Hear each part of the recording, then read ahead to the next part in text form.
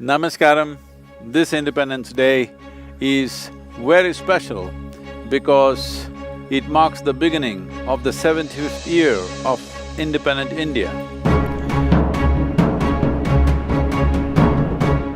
India has come a long way since 1947. We have made great strides in terms of health, industry, scientific achievements, and more importantly, lifting millions of people out of poverty.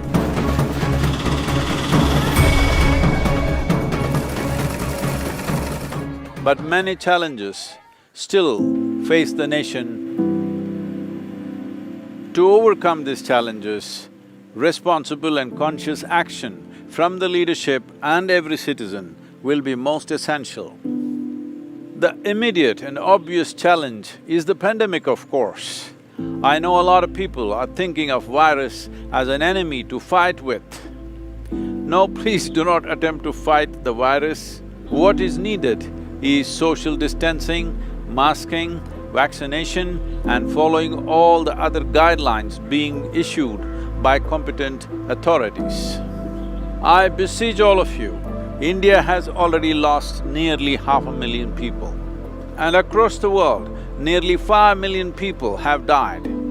Let us put an end to this.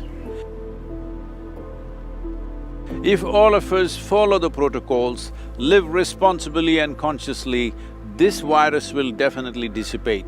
Well, the virus may be grabbing all the headlines, but that is not the only challenge we face as a generation of people. There are many other things that need urgent action as well. Among these, the most important challenge that we face right now is soil degradation in the country. Unfortunately, this is a reality in large parts of the world, but particularly in India, it is a big challenge. We are heading to a place where our food and water scarcity is reaching a dangerous point.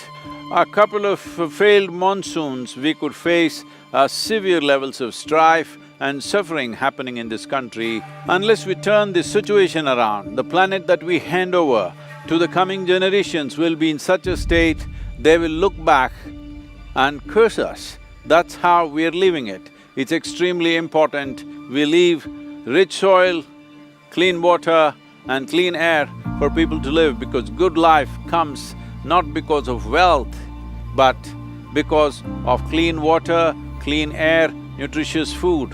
These things are being severely threatened right now with soil degradation. This is the most important aspect that we need to address. In our concerns of the pandemic, we should not miss this point that our soil needs care. Well, I've been speaking to a lot of experts in the field, and everywhere there is enough awareness about the problem and also the solutions. It is just that to implement, it needs people's cooperation. Most nations on the planet being democratic, it's very important large numbers of people need to understand this and support the governments in implementing long-term processes for soil regeneration and in turn prevent water scarcity and other fallouts. Today we are seeing everywhere climate change issues have become big, and they have become big only because disasters are hitting us. As conscious human beings, let us not wait for a disaster to come and strike us.